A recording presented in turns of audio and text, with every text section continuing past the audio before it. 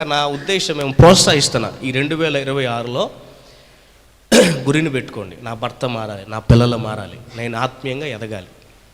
So కనుక పనులు పక్కన పెట్టండి. మార్తలాగా ఉండొద్దు, మరియలాగా మారాలి. అర్థమవుతుందా? మరియలాగా మారాలి, మార్తలాగా ఉండొద్దు. మీ సమయాన్ని ప్రభు సన్నిధిలో మీరు ఎంతగా గడపగలుగుతారో అంతగా గడపండి. దేవుడు మీ గురిని మీరు చేరుకునే కృప అనుగ్రహించును గాక. మళ్ళా చెప్తాను, గురి లేకపోతే గురి పెట్టుకోండి. గురి లేకుండా ప్రయాణం చేయొద్దు. గురి లేని ఒక పాట కూడా ఉంది, గురి లేని పయనం దరి చేరుకుంటే పొందేదేలా జీవ కిరీటం అని ఒక భక్తుడు పాట రాశాడు. మీరు విన్నారో లేదో నాకు తెలియదు. మా బైబిల్ కాయలో తెగ పాడతారు ఆ పాట మేము ఉన్నప్పుడు. కనుక మనం ఆత్మీయంగా వెళ్ళాలి అంటే గురి అనేది అవసరం. ఆ గురి కలిగి మనం ఉండాలి. దేవునికి మహిమ కలుగును గాక. సో కనుక ఈ మాటలు ప్రభు మీ వెనుకలో దీవించును గాక. గురి కలిగి జీవించే కృప ప్రభు మనకు అనుగ్రహించును గాక. మన ఆత్మీయ సామర్థ్యాన్ని మనం పెంచుకోగలిగిన కృప దేవుడు మనపై ఉంచును గాక. అటు అభిషేకం, ప్రార్థన అభిషేకం మనకు ప్రభు దయచేయను గాక. రైట్, దేవునికి స్తోత్రం. ఈరోజు నేను మీతో మాట్లాడడానికి ఉద్దేశిస్తున్న నా ఆలోచన ఏమిటి అంటే, ఏం చెప్పాలి ప్రభు అని ఆలోచిస్తున్నప్పుడు ప్రభు ఒక మాట నాకు జ్ఞాపకం చేస్తూ వచ్చారు. నా అంశం ఈరోజు రాసుకునేటువంటి వారు రాసుకోండి, మంచి అలవాటు లేదనుకుంటాను. దేవునికి మహిమ కలుగును గాక. మీరు మంచిగా వింటారు, మీరు జ్ఞాపకం ఉంచుకుంటారు అనుకుంటున్నాను. కనుక రాసుకునే వాళ్ళు ఉంటే రాసుకోవడానికి ప్రయత్నం చేయండి. వినేవారు శ్రద్ధగా వినండి, మర్చిపోవద్దు. దేవుని వాక్యాన్ని మర్చిపోతే మనకు జీవం లేదు.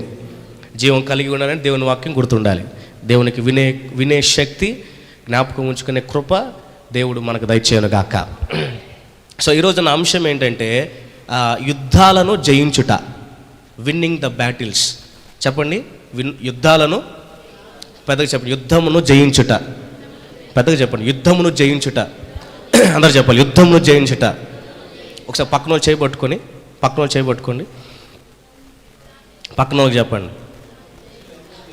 చెప్పండి. ఇప్పుడు యుద్ధమును జయించాలంటే ఏం చేయాలి అడగండి. యుద్ధమును జయించాలంటే ఏం చేయాలి మరలా అడగండి. రైట్, ఏం చేయాలో ఇప్పుడు విందాం. Okay, praise the lord, hallelujah. So మన అనుదిన జీవితంలో మనము జయము పొందిన వారమై ఉండాలి. యశో, మన అనుదిన జీవితంలో మనము ఏం పొందాలి? పెద్దగా చెప్పండి, ఏం పొందాలి? జయం పొందాలి. సో దేవుడు మనలను ఎవరిని కూడా అపజయస్తులుగా ఉండడానికి దేవుడు మనల్ని చేయలేదు. నా జీవితంలో ఏ పరిస్థితి పైన అయినా, ఏ పరిస్థితి విషయమైనా జయము లేని వారుగా, లేకపోతే ఓడిపోయేవారుగా, ఫెయిల్యూర్గా దేవుడు మనలను చేయలేదు. దేవుడు ఎల్లప్పుడూ ఏం కోరుకున్నాడంటే, తన పిల్లలుగా, తన ప్రజలుగా, తన స్వరక్తంలో కనగబడిన మనమందరం కూడా అన్ని విషయాలలో జయము పొందిన వారిగా జీవించాలి. ఆమెన్, హల్లెలూయా. సో జయము అనేది ఆయన మనకి ఇచ్చినటువంటి ఒక గొప్ప బహుమానం. It's a reward.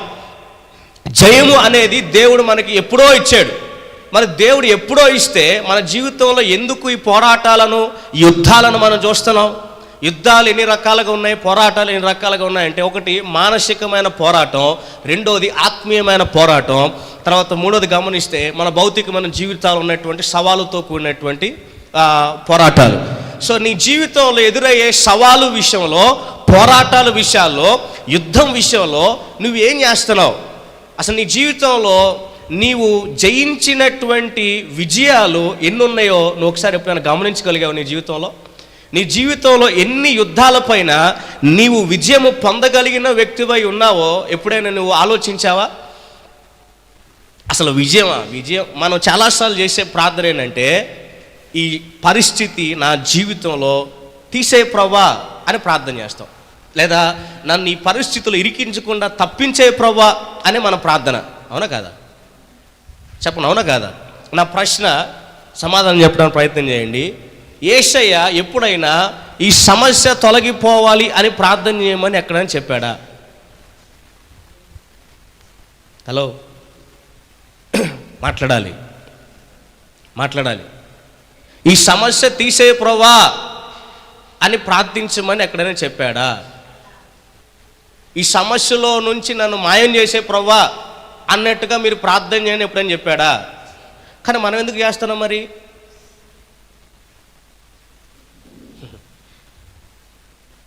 ఒకసారి ఆలోచన చేయండి. ఈ గడిచిన సంవత్సరం అంతటిలో కూడా మీరు ఎప్పటి నుంచి రక్షించబడ్డారో ఈ రోజు వరకు మీ జీవితాల్లో ఎదురైనటువంటి యుద్ధాల్లో, పోరాటాల్లో ఎంత మటుకు మీరు విజయాన్ని చూచిన వారు, ఎన్ని విజయాలను మీరు గుర్తు చేసుకున్నారు, ఎన్ని విజయాలు పొందిన వారైనట్లుగా మీకు జ్ఞాపకం ఉంది? అసలు మీరు లెక్కేసుకున్నారు ఎన్ని విజయాలు, ఎన్ని యుద్ధాల్లో నేను జయం పొందుతున్నా విషయాన్ని? సమాధానమే లేదు. అంటే మనం ఏం చేస్తున్నాం, దేవుడు మనల్ని ఎలాగా చేశాడో, దేవుడు ఎలా మనల్ని నియమించాడో దానిని మనం ఏం చేయట్లేదంటే గుర్తుంచుకోవట్లేదు, మనం గుర్తుపెట్టుకోవట్లేదు. శ్రమను చూచి, లేకపోతే పరిస్థితిని చూచి, రోగాన్ని చూచి మనం అధైర్యపడుతున్నాం. కానీ ఆ రోగములో, ఆ సమస్యలో, ఆ శ్రమలో దేవుడు నాకు అత్యధికమైన విజయమును ఇస్తాడు అనే విషయం అనేటువంటి ఆ దృఢత్వమైన విశ్వాసంతో మనం నిలకడగలిగి ఆ సమస్యలో నిలబడిన వారమై యుద్ధములో విజయము చూచేవారిగా మనము ఉండలేకపోతున్నాం. అవునా? చెప్పండి, అవునా కాదా? మీరు గమనించండి, దేవుడు ఇజ్రాయేలీలను బయటికి తీసుకొచ్చినప్పుడు వారు ఐగుప్తు నుండి బయటకు వచ్చారు. అరణ్యంలో నడుచుకుంటూ వస్తున్నప్పుడు ముందు ఎర్ర సముద్రం ఉంది. ఎర్ర సముద్రం రాగానే ప్రార్థన చేశారు, ప్రభువా విడిపించయ్యా, సహాయం చేయా అని. వెంటనే సనుగుతూ గొనుగుతూ ఉన్నారు. మోషే కూడా అయ్యా ఏంటి పరిస్థితి అని ప్రార్థన చేసినప్పుడు మోషేతో దేవుడు ఏమన్నాడంటే, నువ్వెందుకు ప్రార్థన చేస్తున్నావు, నీ చేతిలో ఉన్న కర్ర సముద్రం వైపు చూపించి అన్నాడు. వెంటనే ఏమైపోయింది, సముద్రం పాలైపోయింది. దానికంటే ముందుగా ఏమంటాడంటే ఇజ్రాయేలుతో ఈ మాట చెప్పమంటాడు, మీరు చూస్తున్న ఈ ఐగుప్తీలను మీరు ఎన్నడూ మీ జీవితంలో చూడరు, యెహోవా మీకు అనుగ్రహించే రక్షణ మీరు చూడాలి, కనుక మీరు చూసే ఐగుప్తీలక మీ జీవితంలో చూడరు అన్నాడు. దేవుడు చెప్పినట్లుగా మోషే సముద్రం వైపు కర్రను చూపగానే దేవుడు ఇజ్రాయేల్ ప్రజలు నడవడానికి ఎర్ర సముద్రం పాయలు చేశాడు, ఆరిన నేల మీద వారు నడిపించాడు. ప్రైజ్ ది లార్డ్, హల్లెలూయా. వారి జీవితంలో, వారి ప్రయాణం అంతటా 40 సంవత్సరాలు కూడా వారు ఐగుప్తీలను ఎన్నడూ కూడా వారి జీవితంలో ఒక్కరిని కూడా చూడలేదు. చూసారా? చెప్పండి, చూసారా? మరి దేవుని వాక్కు ఉండగా, దేవుడు మనతో ఉండగా, దేవుడు మన పక్షమై నిలిచి ఉండి మన పక్షముగా ఆయన యుద్ధము చేయడానికి ఆశిస్తున్నప్పుడు మరి మనం ఎందుకు శ్రమలో తప్పించుకొని, మనం ఎందుకు శ్రమలు తీసే ప్రభువా అని ప్రార్థన చేస్తున్నాం? అంటే మన జీవితంలో దేవుడు, మీరు గమనించండి, నా మాటలో యేసు ప్రభువు వారు పరలోక ప్రార్థన నేర్పించిన, ఆయన గెత్సేమనే తోటలో ప్రార్థన చేయడానికి వెళ్ళినప్పుడు కూడా ఆయన ఏం ప్రార్థన చేశాడు? పరలోక ప్రార్థన చూడండి, మేము శోధనలో పడకున్నట్లుగా మమ్ములను శోధన నుంచి తప్పించు అన్నాడు. రెండోది, శిష్యులు ప్రార్థన చేయడానికి గెత్సేమనే తోటకి వెళ్ళినప్పుడు ఆయన ఏమన్నాడు, మీరు నిద్రపోయింది సరిపోయింది, మీరు మెలకువగా ప్రార్థన చేయండి. ఎందుకంటే చెప్పండి, ఏమన్నాడు? మీరు శోధనలో ప్రవేశించుకున్నట్టు మెలకువగా ప్రార్థన, శ్రమ నుంచి తప్పించమని కాదు. మనకు శోధన తెలియదు, శోధన అంటే అర్థం తెలియదు, శ్రమ అంటే అర్థం తెలియదు, పోరాటం అంటే అర్థం తెలియదు. దేవుని వాక్యం చెప్తూ ఉంది, మానసికమైన పోరాటం లేదా ఆత్మీయమైన పోరాటం అంటే మన జీవితంలో సాతానుడు ఎల్లప్పుడూ కూడా మనలను ఆత్మీయంగా ఎదగకుండా ఏదో ఒక పరిస్థితి ద్వారా మనలను నాగడానికి ప్రయత్నిస్తాడు, మానసికంగా, ఆధ్యాత్మికంగా. సో ఇప్పుడు దేవుని వాక్య ప్రకారంగా ఇందాక నేను చెప్పాను కదా, మనము అన్ని విషయాల్లో వర్ధిల్లాలంటే మొదటగా ఆత్మీయ జీవితంలో వర్ధిల్లడం నేర్చుకోవాలి. ఇప్పుడు నేను ఆత్మీయ జీవితంలో వర్ధిల్లడం నేర్చుకున్నప్పుడు అన్ని విషయాలు నేను వర్ధిల్లడం నేర్చుకుంటాను, నా భౌతిక విషయాల్లో కూడా. ఇప్పుడు నేను ఆత్మీయ జీవితంలో ఎదగకుండా నేను చేయటమే సాతాను యొక్క ముఖ్యమైన ఉద్దేశం. కేవలం మన జీవితంలో శత్రువు అన్న మాట వినబడినప్పుడల్లా కూడా మనకు అందరికీ వచ్చే ఒక ఆలోచన ఏంటి చెప్పండి? ఎవరు? రైట్, మీరు చెప్పింది ఎవరు చెప్పండి? సాతాను అంటాం. సాతాను కాకుండా ఇంకో శత్రువు కూడా ఉన్నాడు, మీకు తెలుసా? చాలా మంది చెప్పింది. మన శరీరం కూడా ఒక శత్రువే.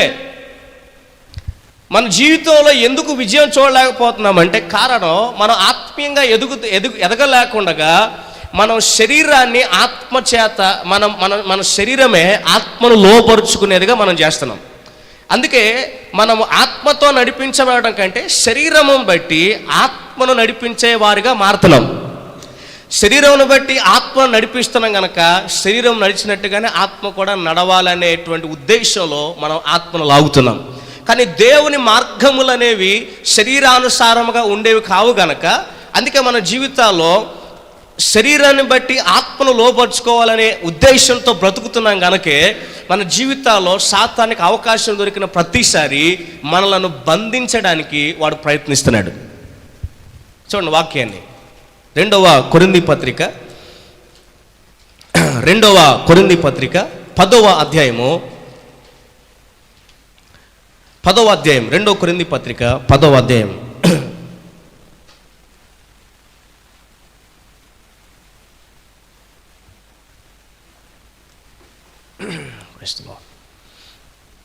రెండవ కొరింథీ పత్రిక 10వ అధ్యాయము తీసారా?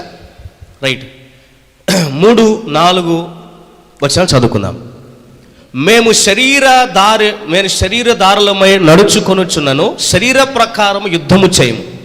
మా యుద్ధోపకరణములు శరీర సంబంధమైనవి కావు గాని దేవుని ఎదుట దుర్గములను పడదోయజాలనంత బలము కలవై ఉన్నవి. Praise the lord. పెద్ద చెప్తాం హల్లెలూయా. ఇక్కడ మీరు గమనిస్తే ఇక్కడ రాయబడుతున్న మాట దుర్గములను అన్నమాట. ఇంగ్లీష్లో స్ట్రాంగ్ హోల్డ్స్ అని రాయబడింది ఈ మాట. అంటే మన జీవితాల్లో ఇక్కడ పౌలు గారు సంఘానికి ఏం చెప్తానంటే, శరీరంతో నడుచుకున్న మనము శరీరంతో జీవించేవారం కాదు, శరీరంతో యుద్ధం చేసేవారం కాదు, కానీ మనకొక ఆత్మీయమైనటువంటి యుద్ధోపకరణం ఉంది. మనము యుద్ధోపకరణం ధరించినట్లయితే ఆ యుద్ధోపకరణములను బట్టి మనం ఏం చేస్తామంటే దేవుని ఎదుట దుర్గములను పడదోయగలిగినటువంటి బలము గలవారుగా ఉంటాం. దేవుని ఎదుట దుర్గములను పడగొడతాము అంటున్నాడు. Praise the lord. కానీ నా ప్రశ్న ఏంటంటే, ఎంత మటుకు మన జీవితాల్లో మనకు ఎదుర్కొనే మనము మన జీవితాల్లో కలిగి ఉండే దుర్గములను మనము వాటిని విరగొట్టుకొనగలిగినటువంటి బలమైన వారిగా ఎంత మటుకు మనం జీవిస్తున్నాం మన జీవితంలో. సో ఇప్పుడు మొదటిగా మనం నేర్చుకోవాల్సిన విషయం ఏంటంటే, మనం ఎక్కడైతే, నేను ఎప్పుడు చెప్తాను ఒక మాట, సాతానికి మనం ఎక్కడ పడిపోతామో బాగా తెలుసు. వాడు ఎక్కడెక్కడ మనం పడతామో వాడు బాగా ఎరిగినవాడు గనక, అందుకే వాడు మనల్ని పట్టుకోవడానికి వాడు అనేక మార్లు ఉచ్చులేస్తూ ఉంటాడు, ఎరాస్తూ ఉంటాడు. అందుకే మీరు చూడండి, ఎండాకాలం వచ్చిందనుకోండి, ప్రార్థన ఉన్న ఆదివారం కూడా ఎక్కడికి వెళ్తాం? ఎండాకాలం వస్తే. నా మాట మీకు అర్థమైందా? హలో, ఇక్కడే ఉన్నారా లేదా? ఆదివారం వస్తే, ఎండాకాలం ఇప్పుడు కాదు, ఎండాకాలం ఆదివారం వచ్చినా కానీ చాలామంది రారు. ఎందుకు చెప్పండి? అర్థమైంది కదా మీకు? అర్థం కాలేదా? అర్థం కాలేదా? ఎంతమందికి అర్థమైంది? రైట్, చూసారా? సో మనం ఎక్కడ పడిపోతామో, ఎక్కడ మనం లొంగిపోతామో వాడికి బాగా తెలుసు. అందుకే మన జీవితంలో ఆత్మీయమైన క్రమశిక్షణ అనేది అవసరం. ఎవరి జీవితంలో అయితే ఆత్మీయ క్రమశిక్షణ ఉంటుందో వారి జీవితాల్లో సులువుగా వారు జయించగలిగే వారే ఉంటారు. Praise the lord. సో ఇప్పుడు మొదటిగా మనం నేర్చుకోవాల్సిన మొదటి విషయం ఏంటంటే, యుద్ధములో జయము పొందాలంటే మనం చేయవలసిన మొదటి విషయం ఏంటంటే, మనము అనుదినము ప్రార్థించేవారుగా ఉండాలి. ఏం చేయాలి చెప్పండి? ఏం చేయాలి? అనుదినం ప్రార్థించేవారుగా ఉండాలి. ఇప్పుడు మనం అపోస్తుల కార్యము 12వ అధ్యాయానికి మనం వెళ్దాం ఒకసారి. మనందరికి బాగా పరిచయమైన వాక్య భాగం, ఎన్నో మార్లు కూడా మనం విన్నాం. ఇక్కడ మనం గమనిస్తే వారి జీవితాల్లో వారి ఎదుట ఒక సవాలుతో కూడినటువంటి పరిస్థితి వారు ఎదుర్కొంటూ వస్తున్నారు, సంఘము. అలాగే రెండోదిగా పేతురు ఆయన జీవితంలో కూడా ఒక పోరాటంలో ఉన్నాడు, ఆత్మీయమైన పోరాటం. కానీ పేతురు నిద్రపోతున్నాడు. అక్కడ విశేషమైన సంగతి ఏంటంటే పేతురు నిద్రపోతున్నాడు. కానీ అతని కొరకు మరొకరు ప్రార్థన చేస్తారు. ఎవరు వారంటే సంఘము. ఇప్పుడు ఆ సంఘము ప్రార్థిస్తున్నది కనుక దేవుడు ఆ దైవజనుడిని దేవుడు విడిపించడం ప్రారంభించాడు. Praise the lord. చూడండి, అపోస్తుల కార్యం 12వ అధ్యాయము 5వ వచనం. పేతురు చెరసాల్లో ఉంచబడెను, సంఘమైతే అతని కొరకు అత్యాశక్తితో దేవునికి ప్రార్థన చేయుచుండెను. హల్లెలూయా. సో ఇప్పుడు మనము మన ఎదుట ఉన్న యుద్ధాన్ని మనం జయించాలి అంటే మొదట నేను నా మోకాలు వంచాలి. సో నా యుద్ధాన్ని నేను ఎక్కడ జయిస్తానంటే నా మోకాల పైనే.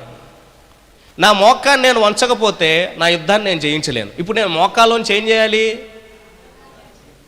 చెప్పండి? ఏం చేయాలి? ప్రార్థన చేయాలి.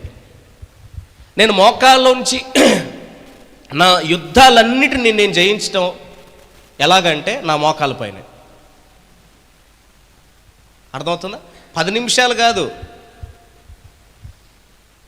అరగంట కాదు. అందుకే నేను ఇందాక చెప్తూ వచ్చాను కదా.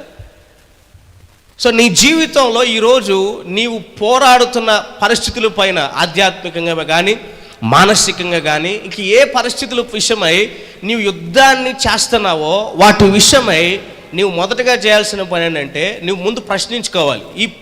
ఈ యుద్ధంలో నేను విజయము చూడాలి అంటే నేను చేయాల్సిన పని ఏంటి అనే ప్రశ్న నీలో రావాలి.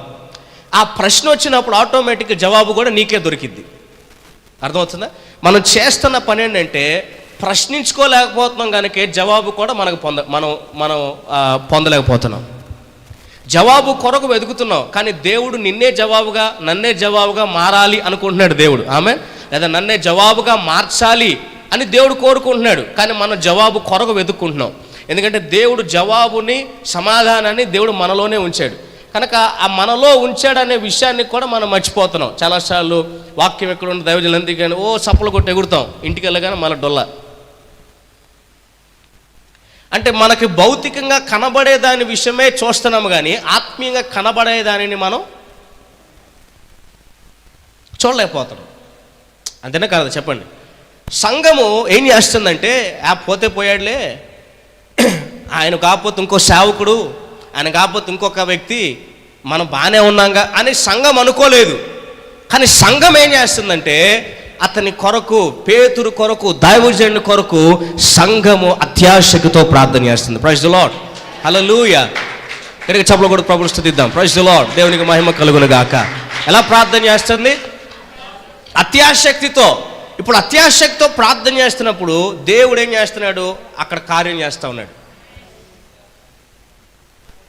వారి జీవితంలో ఎదురైనటువంటి ఆ ఆత్మీయమైన యుద్ధంలో వారు విడివక పట్టుదల కలిగి వారు పోరాడుతున్నారు కనుక ఇప్పుడు దేవుడు వారి పక్షముగా దైవజనుని విడిపించడానికి దేవుడు యుద్ధం చేస్తున్నాడు, వారికి విజయాన్ని అనుగ్రహిస్తున్నాడు. Praise the lord. హల్లెలూయా. నీ జీవితంలో ఎదురయ్యే ఆ పోరాటాల విషయమే కానీ, సవాలు విషయమే కానీ, నువ్వు ఏ విషయమై యుద్ధాన్ని నువ్వు చూస్తున్నావో ఆ విషయమై చాలాసార్లు అంటారు, అయ్యగారు ఏం చేయాలి అర్థం కావట్లా, అన్న ఏం చేయాలి అర్థం కావట్లా, ప్రార్థన చేయండి అన్న, ఏం అర్థం కావట్లా, ఏం చేయాలో తెలియట్లా, ఏందో అన్ని తారుమారుగా ఉన్నాయి అని అంటారు. సో నువ్వు అర్థం చేసుకోవాల్సిన విషయం ఏంటంటే, నీకు అన్ని వ్యతిరేకంగా మారుతున్నాయి అంటే అర్థం ఏంటంటే నువ్వు పోరాటంలో ఉన్నావు, నీవు యుద్ధంలో ఉన్నావు, నీ పైన సాతానుడు యుద్ధం చేస్తున్నాడు.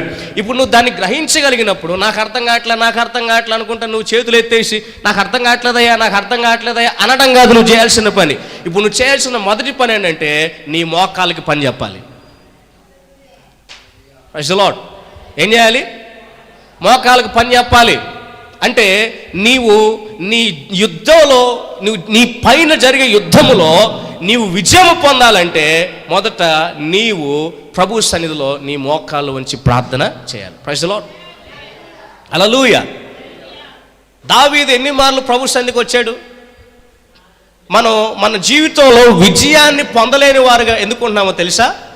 ఎందుకంటే మనము ఎంత ఎక్కువగా విజయం చూస్తున్నావంటే అర్థం నువ్వు అంత తరచుగా ప్రభు సన్నిధిలో కనబడుతున్నావు.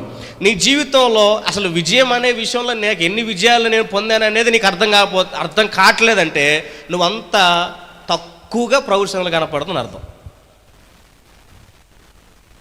నా మాట మీకు అర్థమవుతుందా?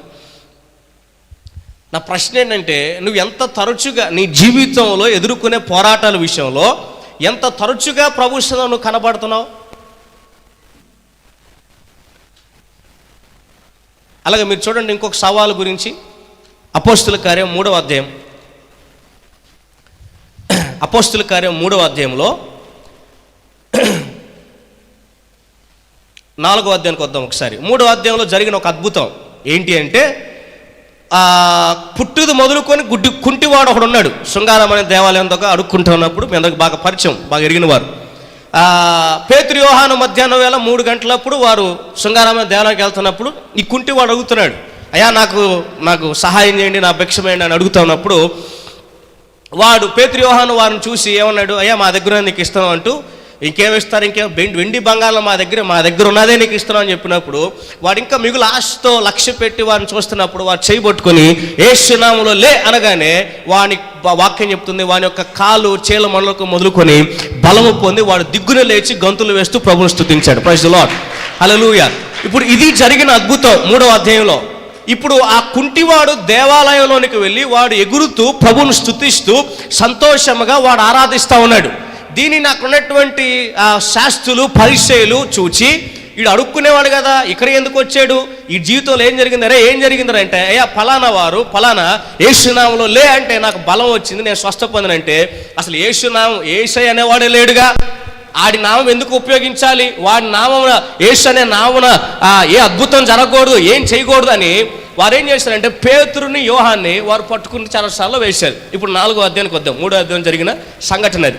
ఇప్పుడు అలాగ అది కొనసాగుతూ 4వ అధ్యాయానికి వస్తే, వారు ప్రజలతో మాట్లాడుచూ ఉండగా యాజకులను దేవాలయపు అధిపతు సద్దుకేలను వారు ప్రజలకు బోధించటకు యేసుని బట్టి మృతులను పునరుద్ధరణ కలుగునని ప్రకటించి చూచి కలవరపడి వారి మీదకి వచ్చి వారిని బలత్కారముగా పట్టుకొని సాయంకాలమైన మరునాటి వరకు వారిని కావలిలో ఉంచిరి.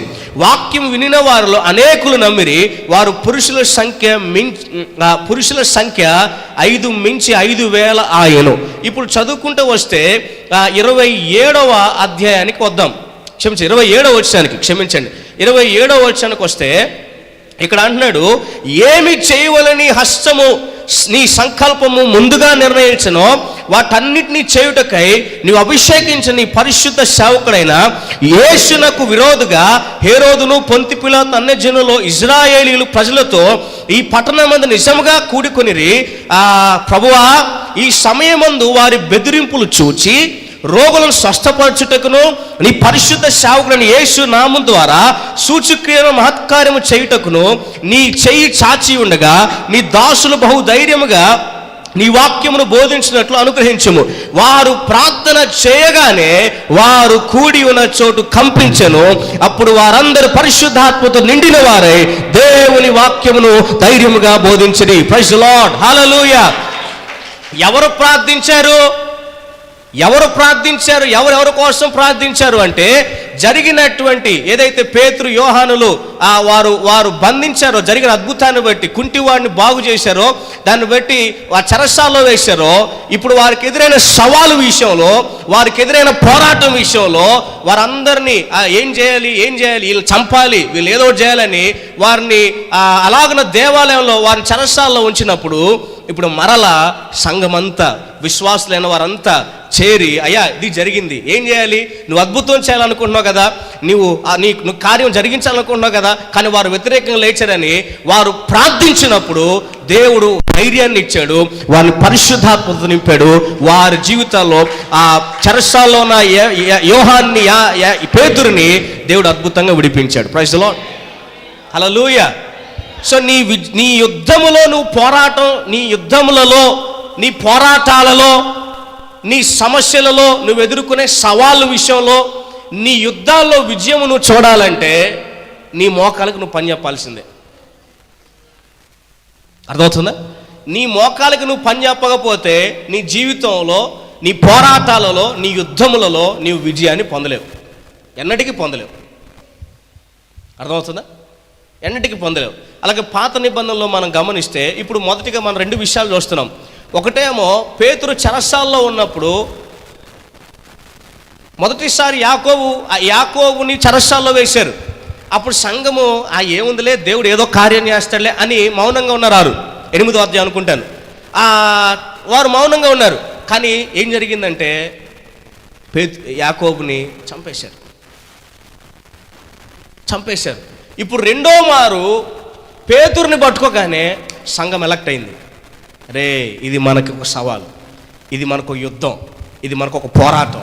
కనుక ఈ పోరాటంలో దేవుడు అద్భుతం చేయాలి, దేవుడు మనకు విజయం ఇవ్వాలి. ఈ పోరాటంలో ఖచ్చితంగా దేవుడు మన పక్షంగా విజయం ఇవ్వాలని సంఘం అంతా కూడా పేతురు కొరకు, దైవజనుని కొరకు అత్యాశక్తితో ప్రార్థన చేస్తూ ఉంది.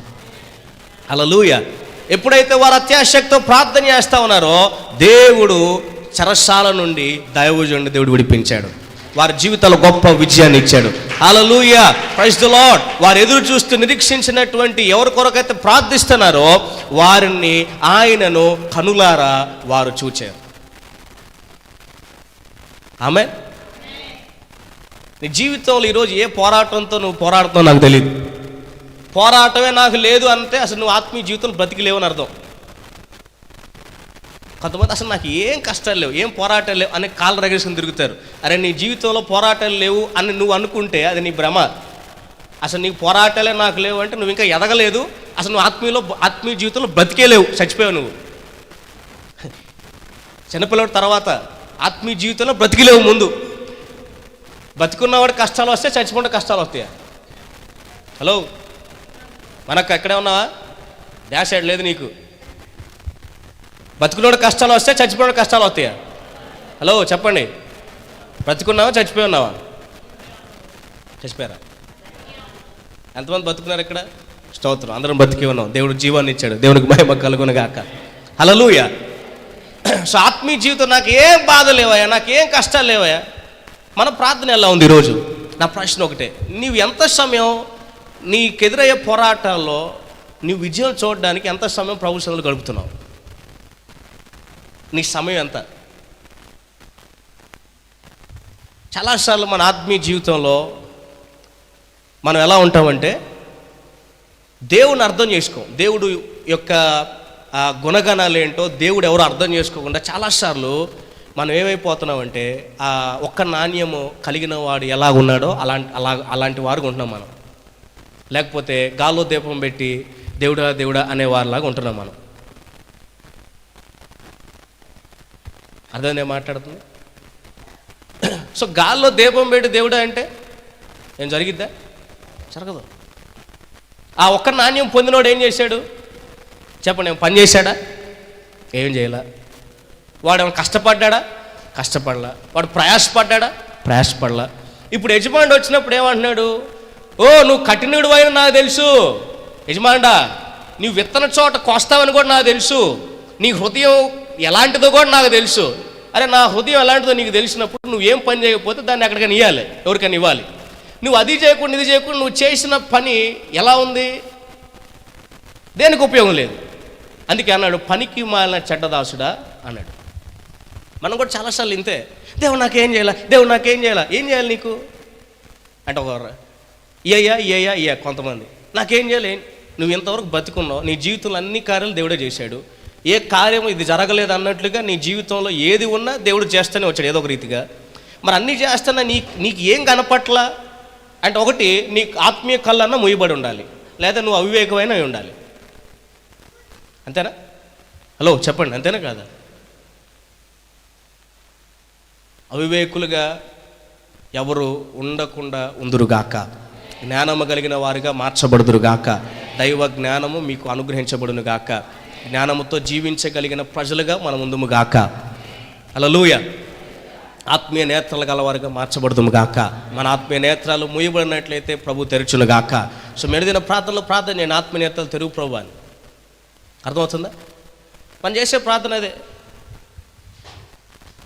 ఇక్కడ అలాగే 4వ అధ్యాయం అపోస్తలుల కార్యం 4వ అధ్యాయం మనం వస్తే 2వ విషయాన్ని గమనిస్తే ఇక్కడ కూడా వారు జరిగిన అద్భుతాన్ని బట్టి అసలు యేసు అనే వ్యక్తి లేడు, ఆయన పేరట ఎందుకు మీరు ఇలా చేస్తున్నారని అపోస్తలులను ఆటంకపరిచినప్పుడు, కానీ మరలా ఏం చేస్తారు తెలుసా? సంఘము విశ్వాసులందరూ కూడా సంఘమంతా కూడా కూడి ప్రభువా నీవు ఉద్దేశించావు ఇది జరిగించాలని, నీవు ఆలోచన చేసావు, ప్రణాళిక చేసావు, నువ్వు జరిగించాలి, అద్భుతం చేయాలని, నీ చేతి నువ్వు చాచి ఉంచావు, కానీ ఆటంకం ఏర్పడిందయ్యా అని వారు ప్రార్థన చేస్తున్నప్పుడు ఏం జరిగింది తెలుసా? వారిని విడిపించాడు. వారు ఎక్కడ కూడి ప్రార్థిస్తున్నారో వారు ఆ స్థలం అంతా కంపించబడింది. జరిగిన 2వ విషయం ఏంటంటే వారందరూ పరిశుద్ధాత్మ నింపబడ్డారు.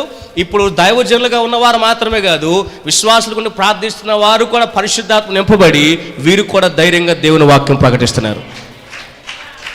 Praise the lord. హల్లెలూయా. దేవుని వాక్యం ప్రకటించడానికి సిగ్గుపడొద్దు. నీ పరిస్థితుల పైన, నీ యుద్ధం పైన దేవుని వాక్యం ప్రకటించు. నీ పక్షముగా యుద్ధం జరిగించేవాడు చెప్పండి ఎవరు? పదవి చెప్పాలి. ఎవరు? ఒప్పుకోండి నోటితో. ఎవరు చెప్పండి? ఎవరు? యెహోవా. సో నువ్వు దేవునికి అప్పగించడం అనేది ఎలా చేయాలి, నీ యుద్ధంలో విజయం పొందాలి అంటే నీ మోకాలకు నువ్వు పని చెప్పాల్సిందే, మార్గం లేదు. There are no shortcuts. సులువైన మార్గాలు లేవు, నువ్వు తప్పించుకునే మార్గాలు లేవు. నువ్వు తప్పించుకోవడానికి ప్రయత్నించినా నువ్వు తప్పించబడలేవు. ఎందుకో తెలుసా, నీ పైన గురించినప్పుడు ఏ రీతికైనా నువ్వు తప్పించుకునే ప్రయత్నం చేసినా నీ పైనే గురుంది కనుక ఖచ్చితంగా ఆ బాణం నీకే తగిలిద్ది. అర్థమవుతుందా? యేసునామములో మీరు ఈ సంవత్సరము, ఈ మాసము, ఈ నెల మీ జీవితాల్లో మీపై ఉన్న యుద్ధాల విషయంలో, సవాళ్ళ విషయంలో, పోరాటాల విషయంలో విజయం చూచుదురుగాక. ఆర్థిక పరముగా, మానసికంగా, ఆధ్యాత్మికంగా, ఆత్మీయంగా ఏ పోరాటాలు ఉన్నాయో వాటన్నిటిపై యేసునామములో విజయాన్ని చూచుదురుగాక. Praise the lord. హల్లెలూయా.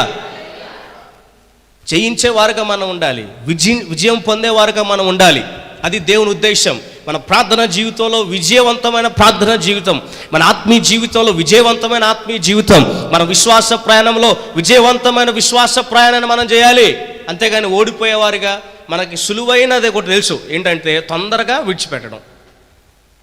మనం చేసిందా చెప్పాను కదా, మనం చేసే ప్రార్థన విషయంలో దేవా తప్పించని దేవుడు తప్పించి తీసేసి నీకు ఏ బాధ, ఏ కష్టం చెమగుట్టినట్టు కూడా లేకుండా, అసలు ఆ కొండ కూడా తొలగిపోకుండా అలాగుంటే దేవుడు నాకు భలే చేశాడు, నన్ను ఇరికించలేదు, నన్ను తప్పించాడు అంటావు. తప్పిస్తాడు ఆయన, తప్పించుకుని ఉండడు, తప్పిస్తాడు. దేవుడు దావీదు కూడా ప్రార్థించాడు, నన్ను తప్పించేవాడు ఆయన అని కూడా చెప్పాడు. కొన్ని పరిస్థితుల్లో తప్పిస్తాడు. అయితే తప్పించే పరిస్థితులు అన్నీ ఉండవు, కొన్ని మాత్రమే ఉంటాయి. మరి మిగిలిన పరిస్థితులు ఏం చేయాలి? మిగిలిన పరిస్థితుల్లో నీ యుద్ధం జరుగుతున్నప్పుడు ఖచ్చితంగా యుద్ధంలో నువ్వు విజయం పొందాలి, అంతే. అర్థమవుతుందా? అర్థమైందా లేదు నేను మాట్లాడేది? సో ఈ రాత్రి నువ్వు చేయాల్సిన పని ఏంటంటే నీ ప్రార్థన నువ్వు మార్చుకోవాలి. కొండను చూసి కొండతో ఏమన్నాడు? మాట్లాడమన్నాడు. ఏమని మాట్లాడమన్నాడు? నువ్వు ఎత్తబడి. మనం ఏం చేస్తాం? కొండే తీసే ప్రభా, కొండే తీసే. అసలు కొండతోనే మాట్లాడాం మనం ముందు, అంతేనా? కొండతో నేను మాట్లాడాలి అంటే నా సమస్యతో నేను మాట్లాడాలి. నా పోరాటంపై సైతాన్ని, నీపై పోరాటం, వాడు నీపై సైతాన్ని పోరాటాన్ని విసిరితే నువ్వేం చేయాలంటే వాడి పైన కూడా వ్యతిరేకంగా యేసు నామములో నా దేవుని పేరట సాతానా నీ పైన కూడా నేను పోరాటాన్ని విసురుతున్నా అని చెప్పాలి. అర్థమవుతుందా? నేను బలహీనున్నై ఉండొచ్చు, కానీ నన్ను బలపరచేవాడు నా దేవుడు. నాకు శక్తి లేకపోవచ్చు, కానీ నాకు శక్తినిచ్చేవాడు ఆయన. సో ఆయన నా వెనక నుండి నాకు బలాన్ని ఇస్తాడు, నాకు శక్తిని ఇస్తాడు. సో కనుక నేను బలహీనుని అనే ఆ ఆలోచన చేత నీపై ఉన్న యుద్ధంలో నువ్వు నిలబడితే నీపై నువ్వు ఆధారపడుతున్నావు, ఆయనపై ఆధారపడట్లా. ఆయనపై ఆధారపడ్డప్పుడు నువ్వు కొద్దివాడివే, బుడ్డవాడివే, కానీ నీ వెనకనున్న వ్యక్తి నీ ఎదుటి వానికంటే పెద్దగా ఉన్నాడు. దావీదు అదేగా తెలియంది. ఏమన్నాడు? గొలియాతు ముందు నిలబడి, రే చిన్నపిల్లవాడురా నువ్వు, చిన్నోడురా నువ్వు, నేను ఎంతటోడని కాదు సమస్య, నేను ఎలాంటి వాడిని కాదు సమస్య. ఈరోజు నువ్వు నా చేతికి అప్పగించబడ్డావు. హల్లెలూయా. ఈరోజు నువ్వు నా చేతికి అప్పగించబడ్డావు. నీ పక్షముగా యుద్ధం చేసేది నేను కాదు, యుద్ధం యెహోవాదే. ఇప్పుడు ఆయన నామం పేరట నేను ఇక్కడికి వచ్చా, అందుకే నీ పక్షంగా నేను యుద్ధం చేస్తున్నా. నీ ఎదుట నీ కంటికి నేను చిన్నోళ్ళలా కనపడవచ్చు, కానీ అదృశ్యంగా నా వెనకాల నీకంటే పెద్ద వ్యక్తి ఒకడు ఉన్నాడు, ఆయనే నా పక్షంగా యుద్ధం చేస్తాడు.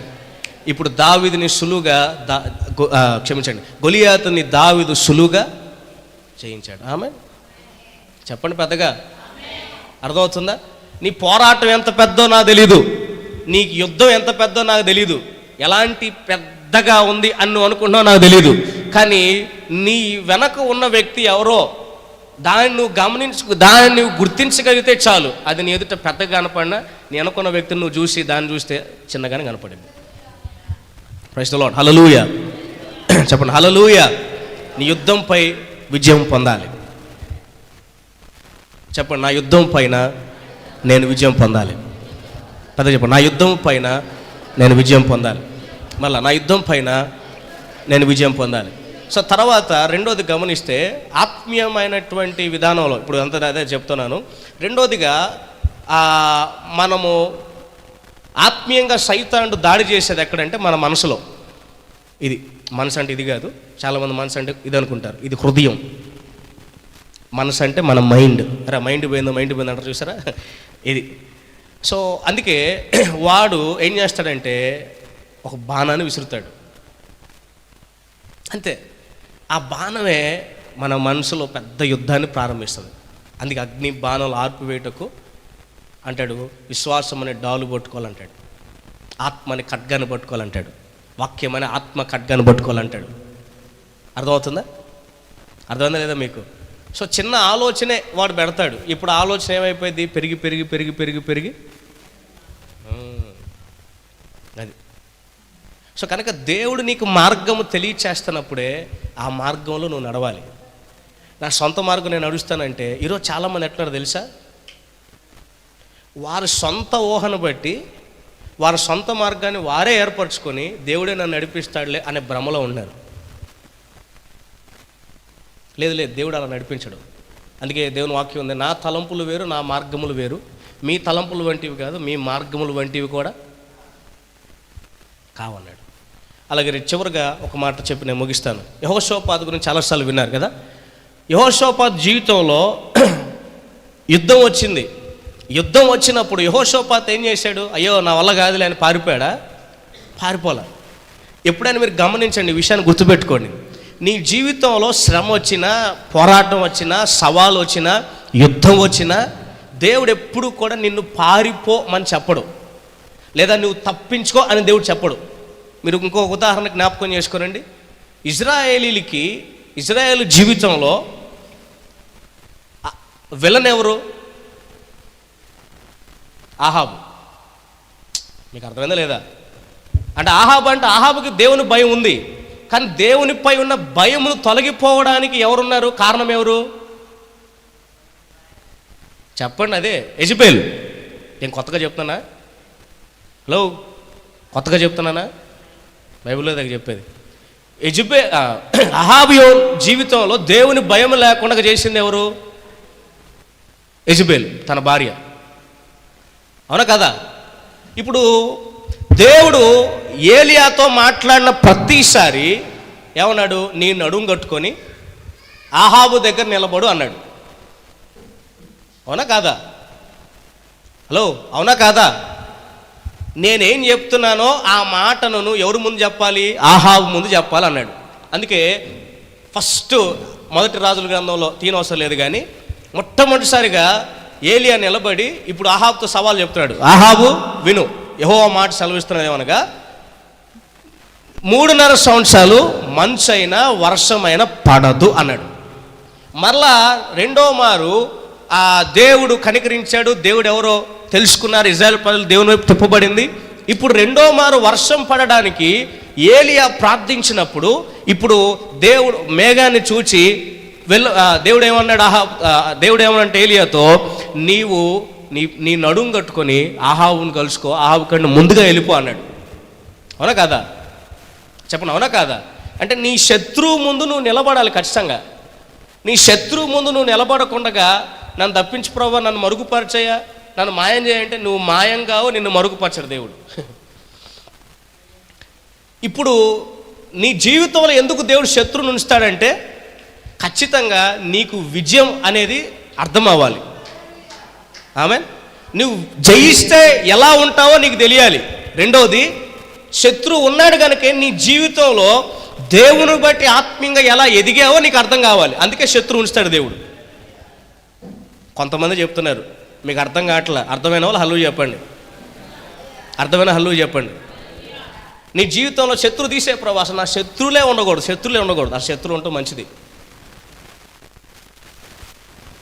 నీకు శత్రువులు ఉంటేనే నువ్వేం చేయాలి నీకు అర్థమైద్ది. నువ్వు శత్రువు లేడనుకో ఏం చేస్తావు రాజుగారు?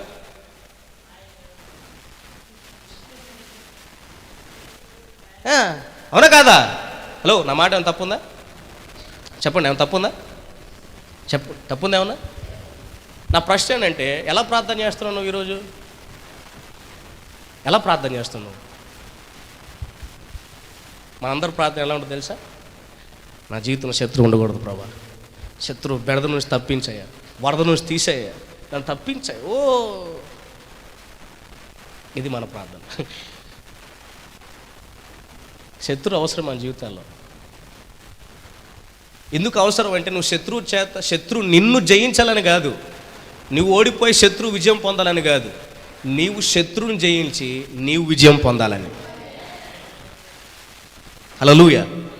ముందున్న చేతులు అసలు లేకొట్లా లేవా? చలి పడుతుందా? చేతులు లేకుండా ఒకసారి అందరూ హల్లెలూయా పెద్దగా హల్లెలూయా. ఆమె కూడా అంటలా. నీకు శత్రువు ఎందుకంటే వాడు నిన్ను జయించి వాడు విజయం పొందాలని కాదు, నీవు వాడిని జయించి నీవు జయించబడాలని, నీవు జయం ఏంటో చూడాలని. అందుకే బైబుల్ చెప్తుంది. ఒక చివరి మాట చూడండి, 2 కొరింథీ పత్రిక 15వ అధ్యాయం చివరి వచ్చాం 58వ వచ్చాం చదవండి. ఈ మాట చెప్పిన ముగిస్తాం. చివరి మాట 2వ కొరింథీ పత్రిక 15వ అధ్యాయం 2వ కొరింథీ పత్రిక 15వ అధ్యాయం. ఆయన ఏం చేస్తున్నాడు? క్షమించండి, మొదటి కొరింథీ పత్రిక, క్షమించండి 2 కొరింథీ కాదు, 1 కొరింథీ పత్రిక 15వ అధ్యాయం 57వ వచనం 58 కాదు 57. 1 కొరింథీ పత్రిక 15:57. అయినను మన ప్రభువైన యేసుక్రీస్తు మూలముగా మనము ఓడిపోచున్నాము. హలో మనకు అపజయమే ఉన్నది. మన ప్రభువైన యేసుక్రీస్తు వారు ఉన్నను అదేనుందా? అక్కడ అదే ఉందా?